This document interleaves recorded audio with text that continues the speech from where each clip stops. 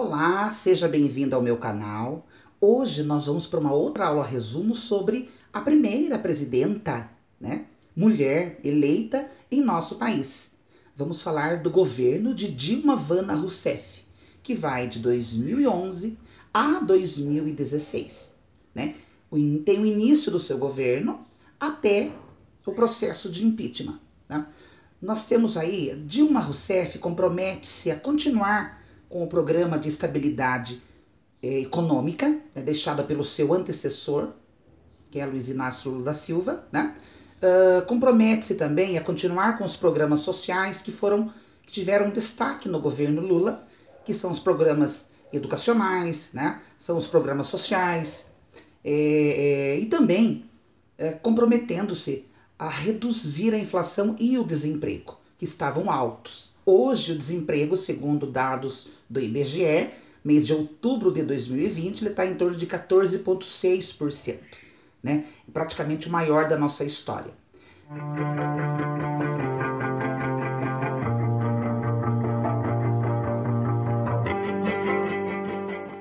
Sabemos que o governo também é atingido por uma série de indícios de corrupção, né? Onde é deflagrada a Operação Lava Jato, e o governo acaba sentindo esses reflexos, porque começa a operação numa das empresas, né, da Petrobras, e a empresa vem a perder valor, e com isso é repassado aos consumidores o aumento dos combustíveis. Esse reflexo cai diretamente na população, a inflação ela sobe, e acontece aí um inchaço de movimentos sociais contra o governo. Tem início o governo de Dilma Rousseff, de 2011 a 2016. Com esse modelo político, né, do estado do bem-estar social promovido por Lula, implantados, né, por Lula, né, com essa estrutura social desenvolvimentista, né, com o compromisso de manter esse modelo político, Dilma Rousseff encontra aí, gente, esse modelo de crescimento pautado nesse consumo interno um pouco desgastado, um pouco saturado, né? O que provoca aí a queda do índice de crescimento, né, interno, né? E com isso acontece a elevação da inflação, mesmo com a manutenção dos juros da taxa Selic lá em alta, né? O governo aí, ele apontava como grande vilão da economia as crises internacionais, né, que provocava aí a queda dos preços do petróleo. Para tentar manter esse estado estruturado, Dilma recorre a medidas tidas aí como antipopulares, né? Por exemplo, acaba propondo a reforma da Previdência, corte de gastos públicos e privatizações, aí as chamadas parcerias público-privadas, PPPs, que vão privatizar, né, aeroportos, portos, rodovias, empresas petrolíferas, né? Também nós temos aí uma outra forma de Dilma aglutinar, né, e manter e montar o seu governo, a chamada fisiologia política. Acaba aí fazendo parceria, né, uma coalizão com o maior partido da época, era o PMDB. E, logicamente, aí o seu vice, né, Michel Temer. E essa fisiologia política, depois dos escândalos de corrupção, ela vai ficar desgastada mais para frente. Nesse sistema de alianças entre a base e a aliada, eram distribuídos cargos de primeiro e segundo escalão, né, para compor aí essa grande bancada no Congresso, para ter esse apoio do Congresso, né, para facilitar a aprovação de reformas, a aprovação de leis, enfim, né. Também a presidente tinha interesse na manutenção do financiamento privado das campanhas públicas. E por um lado acaba aí livrando, de certa forma, os cofres públicos, mas acaba, gente, atrelando empresários aí a altos escalões do poder, né?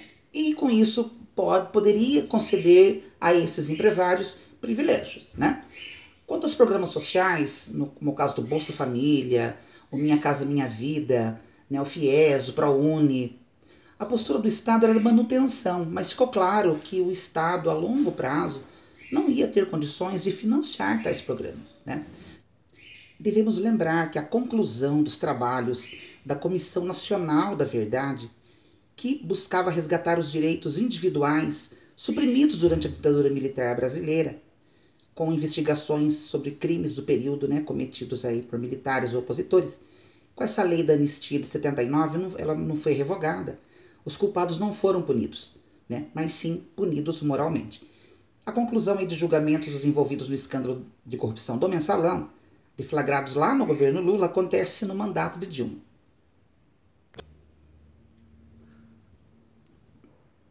Esse clima de corrupção parecia pairar sobre o nosso país, como já se não bastasse o aumento do custo de vida, estava bastante elevado, os índices de inflação também estavam próximos à casa de 10% ao ano, e, logicamente, esse estopim para as jornadas de junho, ocorridas em 2013, né? Ocorreram inúmeras passeatas pacíficas, com exceção de grupos que atacavam, sobretudo, estruturas privadas, né? Símbolos do capitalismo. O ano de 2014 ele é crucial para o PT. A base do partido via-se diante de um problema imenso, né? Manutenção do nome de Dilma para concorrer à reeleição, ou manter aí, retomar o nome de Lula, que era um estadista e que, né, era reverenciado como um grande líder de transformação no nosso país.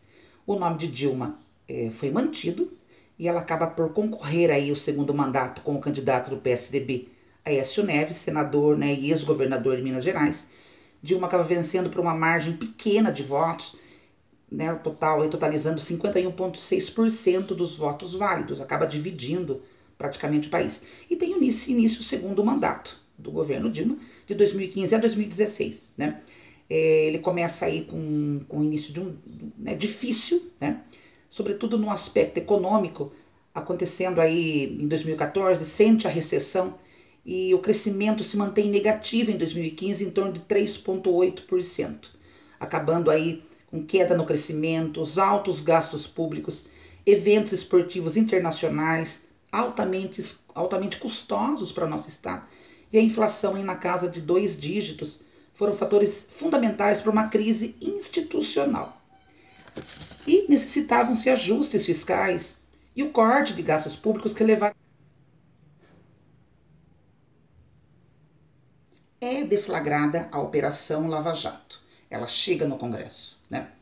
O centro da investigação foi um esquema de corrupção dentro da Petrobras, a nossa maior estatal, na casa de 2 bilhões de reais, envolvendo aí poderes legislativo e o executivo. Por intermédio da Justiça Federal de Curitiba, né, e dos trabalhos do juiz federal Sérgio Moro, foi descoberta uma operação criminosa que envolvia doleiros, né, distribuidores de propina enviados por grandes empreiteiras organizadas em cartel para vencerem licitações fraudulentas dentro das grandes empresas públicas, né, e obras federais. O resultado político dessa operação foi a ruptura do fisiologismo político lá criado no início do governo Dilma, né, entre PMDB, sobretudo entre PMDB e PT. Assim, Dilma perde essa base de aliado no Congresso e vê protocolado contra ela um pedido de impeachment pelo Legislativo. Fernando Henrique Lula viu um passado acometido, viu um passado por processos de impeachment sem sucesso. Né? Passaram ilesos, graças à base aliada que ela havia perdido aí. Né? A acusação era de que a presidente havia cometido o crime de responsabilidade com a execução das pedaladas fiscais, que é quando você deixa de pagar autarquias, você deixa de fazer repasses, né, para a Previdência, para bancos oficiais, né, e para maquiar aí um possível equilíbrio de contas públicas. Né. Esse processo ele não é interrompido no Congresso, né. Acontece uma votação no plenário da Câmara, os deputados defendem aí o afastamento da presidenta por 367 votos a favor e 137 contra em maio de 16. A presidenta Dilma Rousseff ela é afastada, o vice Michel Temer do PMDB assume a presidência interina e enquanto isso o processo ele segue pro Senado. Em uma sessão presidida pelo presidente do STF, o processo vai à votação e os senadores votam por 55 votos a favor e 22 contrários, decidindo aí pelo impeachment da presidente Dilma Rousseff. Nós temos aí grupos da esquerda defendem aí o processo como um golpe por crime de responsabilidade, né? Esse crime de responsabilidade não seria passível da punição com a perda de mandato, enquanto os políticos de centro e de direita defendem a legitimidade, né? Já que nós sabemos que as pedaladas fiscais aconteciam desde o governo Fernando Henrique Cardoso, mas a presidente Dilma Rousseff, né, usou esse artifício que é proibido na lei de responsabilidade fiscal 35 vezes mais do que os seus antecessores, do que Fernando Henrique Cardoso e Lula. Então, os senadores votam no Congresso, 55 votos a favor e 22 contrários acabam decidindo pelo impeachment da presidente Dilma Rousseff, devido exclusivamente às pedaladas fiscais. Nós vamos agora tratar numa outra aula resumo sobre o presidente Michel Temer. Até lá!